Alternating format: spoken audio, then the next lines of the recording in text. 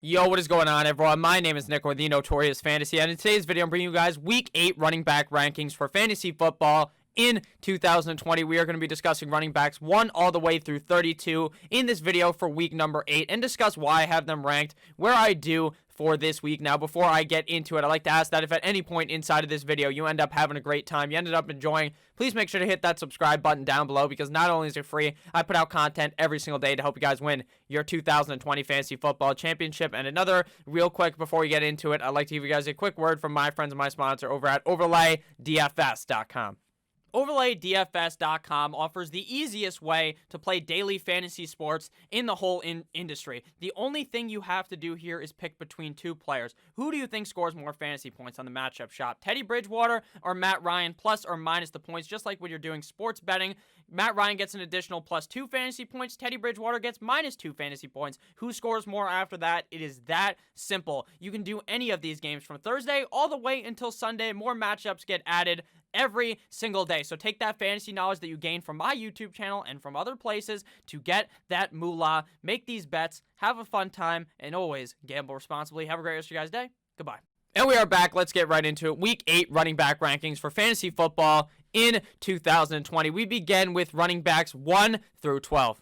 Coming in at running back 1, we have Derrick Henry of the Tennessee Titans going up against the Cincinnati Bengals this week in Cincinnati. This is one of the easiest matchups of the week for a running back. The Cincinnati Bengals are not very good at defending the pass or the run thus far this season, and this looks like a very soft matchup for Derrick Henry, one of the better running backs in the NFL. I expect him to run a certified train all over that Bengals defense. I think this one may be a higher scoring game, and Derrick Henry gets involved regardless, though, if it's high scoring, if it's lower scoring. They're giving the ball to Derrick Henry. Even if they're down by 21 points, they know Derrick Henry can get them the odds to win them the game, even though they're not going to be down by like 20 up against the Bengals. And number 2, we have Alvin Kamara, running back of the New Orleans Saints, going up against the Chicago Bears in this matchup. Now, the Chicago Bears defense hasn't been that amazing this season at protecting the run, not the Chicago Bears of years past.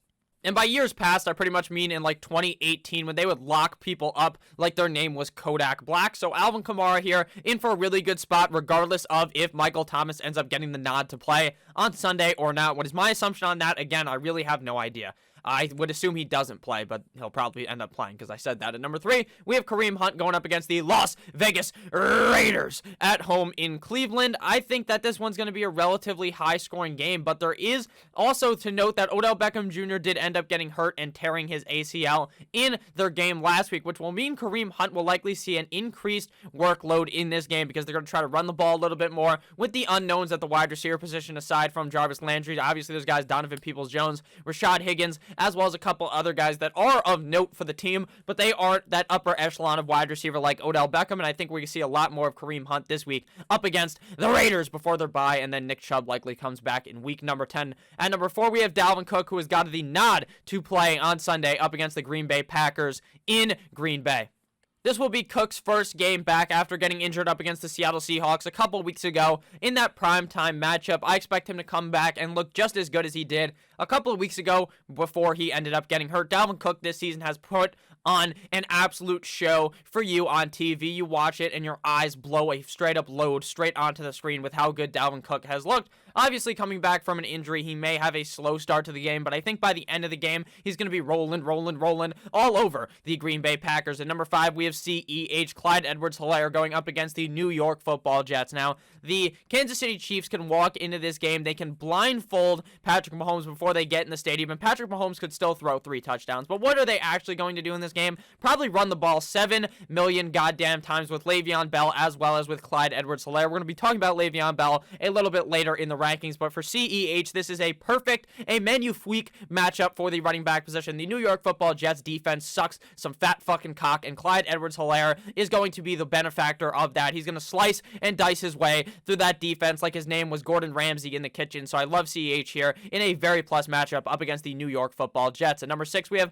Boston Scott going up against the Dallas Cowboys. The reports are And what it seems to be is that Miles Sanders is going to end up missing this bout on Sunday night, the best bout of the week. Everyone wants to go out there. They're so excited on Sunday night to just watch the Dallas Cowboys up against the Philadelphia Eagles. Am I right, guys? This is just the primo matchup to watch. Boston Scott looked very, very, very good last week, made a very clutch catch at the end of the game to put a dagger in the New York Football Giants last week. And this is an even better case. The Giants defense is all right. They're not completely dog shit. This Dallas defense is so bad against the run. They let Kenyon Drake run a train on him, and then Kenyon Drake swapped out, and they let Chase Edmonds run a train on him. They were both running a train, a tag team of train here, and Boston Scott is the head running back on this team when Miles Sanders is out, and this is a perfect matchup for Boston Scott to play very good this week. At number 7, we have Giovanni Bernard versus the Tennessee Titans. I think Giovanni Bernard, if Joe Mixon is to end up missing, which seems like what's going to happen, but again, you have to wait until Sunday unless they rule out Joe Mixon after I've recorded this video. In the case of Joe Mixon not playing, Giovanni Bernard steps into another solid matchup here this week. The Tennessee Titans don't have the greatest run defense ever, and Giovanni Bernard got a whole lot of use last week in their game. And like I said earlier, when we were talking about the other matchup on the other side of the ball, Derrick Henry at the Cincinnati Bengals, it's because the Bengals don't give up in these games. The only game they really took the knee in and got absolutely skull-fucked in was up against the Baltimore Ravens 2 weeks into Joe Burrow's NFL career. This is much different. The Tennessee Titans are a very good team, but Joe Burrow's been able to crawl his way back into games like this, and Giovanni Bernard has been very effective when Joe Mixon was out. At number 8, we have Jonathan Taylor going up against the Detroit Lions in Detroit. Now, he's ranked at number 8, but my confidence level in Jonathan Taylor and a couple of guys I'm going to be talking about later is very, very low at this point. Jonathan Taylor is in one of the perfect situations, a 10 out of 10 situation for the running back position in Indianapolis. He just has not really taken a stranglehold of it and just done very well on a weekly basis. But this matchup up against the Detroit Lions is too beautiful not to start him in and have him inside of the top 10. This is a great matchup up against a not-so-hot defense with one of the easiest and the best offensive lines for Jonathan Taylor to run through in the NFL. At number 9, we have James Conner going up against the Baltimore Ravens. James Conner has been a very, very safe running back thus far this season, aside from the week that he ended up getting hurt earlier in the season. The Baltimore Ravens defense is kind of difficult, but James Conner has been able to maneuver his way around there because of how good that offensive line is in Pittsburgh. I think that James Conner puts up a solid week this week at number 9. At number 10, we have a man who has fallen completely off the earth. I honestly wanted to rank him further back, but my confidence in running backs this week is at an all-time fucking low due to all of these matchups and due to the fact that there's a bunch of bye weeks this week, and there's guys that are inside the top 12 that typically would not be inside of the top 12 due to injury. So Ezekiel Elliott at number 10 going up against the Philadelphia Eagles. Now it appears that Ben DiNucci is going to be the quarterback of the Dallas Cowboys going into this game. So if you thought it was difficult with Andy Dalton being back there to watch Ezekiel Elliott, it may be even worse with Ben DiNucci this weekend. So honestly, my confidence level in Zeke is at an all-time low. But then again, he is Ezekiel Elliott, so the opportunities are immense for him. His ceiling is the fucking moon right now, right? I wouldn't be surprised if he scored like 2 touchdowns, but the scary part is that the Philadelphia Eagles defensive line is actually pretty good, and this is not the Dallas offensive line of the past where they're just fucking setting a wall for Dak Prescott or Tony Romo in the past. Now, that offensive line looks like a fucking turnstile where Ezekiel Elliott doesn't even have a chance on half the plays, so I do definitely worry about him this week up against the Philadelphia Eagles. At number 11, we have another guy that has been very hit or miss thus far this season, and that's Josh Jacobs going up against the Cleveland Browns. This guy took a shit straight on your chest and signed it Josh Jacobs last week if you ended up playing him. I like this matchup up against the Cleveland Browns to be a decently high-scoring one like I talked about before, but my confidence in Josh Jacobs, again, is very, very, very low at this point. It seems like they're trying to throw the ball a decent amount. It seems like Josh Jacobs just isn't getting involved in the pass-catching game like I previously believed he would. So, not sold all the way out on Josh Jacobs. Just a bit worried about this matchup. At number 12, we have Myles Gaskin. That bitch, Carol Gaskin, going up against the Los Angeles Rams. Now, this matchup does seem a bit scary because Aaron Donald may be in that ass a bunch of times in this game. But as a Dolphins fan, I still have confidence in Myles Gaskin. My confidence in the wide receivers and tight ends in this one is at an all-time low. Not because I don't think Tua Tagovailoa or Tua Tagovailoa is very fucking good. I do believe he's very good, but I have no idea where he's going to be picking apart the defenses, who he's going to be looking to as his main target. But what I do know is they're still going to run the ball with Tua. obviously. So Myles Gaskin will be involved, and as long as he gets a couple of dump-offs in this one, I could really see him putting up a monster game here up against the Los Angeles Rams. Now on to running backs 13 through 24. So if you guys have ended up enjoying this video thus far, please make sure to hit that subscribe button down below. At number 13, we have Aaron Jones going up against the Minnesota Vikings, and at 14, we have Jamal Williams going up against the Minnesota Vikings. Why did I do this? It's pretty simple. If Aaron Jones doesn't play, you play Jamal Williams. If Aaron Jones does play, you play him and you cancel out Jamal Williams as running back number 14 in these rankings. It's very, very simple. If Aaron Jones plays, this is a great matchup up against the Vikings. If Aaron Jones doesn't play, this is still a great matchup up against the Vikings with Jamal Williams playing. Jamal Williams looked very good last week being the running back one on the team, and I expect another good game out of him here up against Minnesota as long as Aaron Jones does not end up playing. At number 15, we have another Jones, Ronaldo Jones, going up against the New York Football Jets. Ronald Jones, or New York Football Giants, I should say. Ronald Jones is reported to be the starter in this game, right? Leonard Fournette is still going to be getting used, though, which does worry me. So I feel like this week, if Leonard Fournette gets more work, I'm not going to be bought in on Ronald Jones anymore for the rest of this season. I still think he's fine here up against a not-so-hot New York Football Jets defense. They're actually not that bad, considering they're getting spanked in these games. They're still playing decent. It's just the offense hasn't really been humming like you thought it would maybe if they had Saquon Barkley. There are worries that this game may end up getting canceled, though, due to a bunch of players on the New York Football Giants getting the big Rona. So make sure you guys monitor that all the way until Sunday. Even though their game is played on Monday, you should probably have a better idea what to do on Sunday morning. At 16, we have DeAndre Swift, who is in one of those backfields that is very confusing to figure out. But as of recently, DeAndre Swift has emerged as the clear running back one, at least for fantasy football, to be starting because he's the guy scoring the touchdowns, getting the receptions on the team. Up against the Indianapolis Colts is definitely a tough matchup for DeAndre Swift and friends, but I still think he's going to be able to get it done in this matchup as running back 16. At running back 17, we have a shot into the heart of Adam Gase here. Le'Veon Bell going up against former team New York Football Jets. Now, this is honestly just a prayer up to the fantasy football gods that we see Le'Veon Bell get let loose in this matchup. Him and CH actually got a decent amount of workload last week, kind of a nice split last week. It's just CH gashed the defense, whereas Le'Veon Bell didn't really do that. But Le'Veon Bell going up against the New York Football Jets. Andy Reid appears to be one of those guys. That's a coach. That is a player's coach. He's friends with these guys. Him and Pat Mahomes probably go get steak every single weekend with a bunch of ketchup on it because Patrick Mahomes is a fucking insane person who likes ketchup on his steak. But Le'Veon Bell here, I expect him to run a train on his former New York Football Jets. He's going to score a touchdown, walk over to Adam Gase, hand him the fucking ball, jerk off, and shoot it all over him because he hates Adam Gase. Adam Gase is his least favorite person. He's my least favorite person as well, because he is such a dumbass that it is unbelievable. And Le'Veon Bell is going to stick it to him in this matchup. I love Le'Veon Bell up against the New York Football Jets. This is really just a hope that he gets fed in this matchup. If he doesn't, then he could crash and burn right in your lineup, but why not do it here up against the New York Football Jets? At number 18, we have David Montgomery going up against the New Orleans Saints. Now, I talked about this in the running back start or sit decisions video, but David Montgomery is getting criminally used the wrong fucking way. I don't know what else to say about it. Matt Nagy has a fucking hole straight in his dome. It'll be 4th and 1. Just like we saw last week. Game on the line, pretty much. You need 1 fucking yard. Let's hand it to Cordero Patterson. How does that make any sense?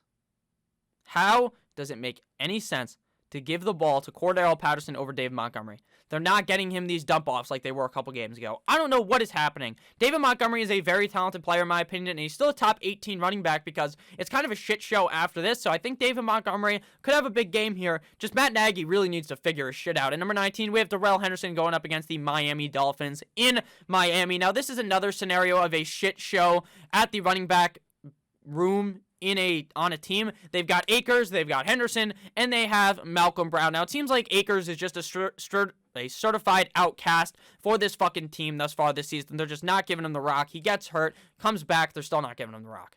But Henderson seems to be the majority stockholder in this backfield. He seems like the guy you want to start here up against the Miami Dolphins. Not the toughest defense, not the worst defense, not the best defense. So I like Darrell Henderson in this matchup. It's just very confusing on a weekly basis because so many fucking guys are getting touches in this backfield. At number 20, we have Melvin Gordon going up against the Los Angeles Chargers. Now, I'm not too sure if Philip Lindsay is going to end up playing on Sunday. I'd probably lean closer to him not playing, going on the concussion protocol. So Melvin Gordon is in a revenge game here up against the Los Angeles Chargers. I expect expect him to get fed as well in this matchup. The revenge games are big this week with Le'Veon Bell and Melvin Gordon. Melvin Gordon's a guy I stay clear away from, though, if somehow Philip Lindsay ends up suiting up on Sunday, because those guys are just vultures into each other. They're parasitic.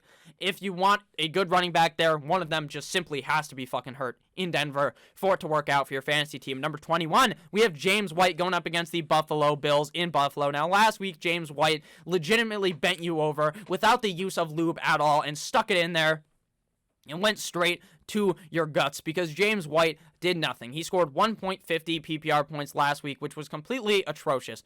Why is that? Because this Patriots offense looked like shit. They looked like dick cheese. They could not do anything. This week up against the Buffalo Bills, I expect them to at least be able to do something, and I expect James White to be more involved, because Julian Edelman is not going to be playing, because he just needed a bit of surgery, you know? Just a little bit, just a little checkup, have a nice surgery. The wording was so funny. Just needs a little checkup, just a little surgery. Just a little surgery. Every surgery is big when you have to have a surgery. Just funny. At number 22, hopefully Julian Edelman ends up all right. I love Julian Edelman. At number 22, we have Devin Singletary going up against the New England Patriots. Again here, we have a scenario where Devin Singletary should be able to do well up against the New England Patriots, but Zach Moss is there eating into his workload.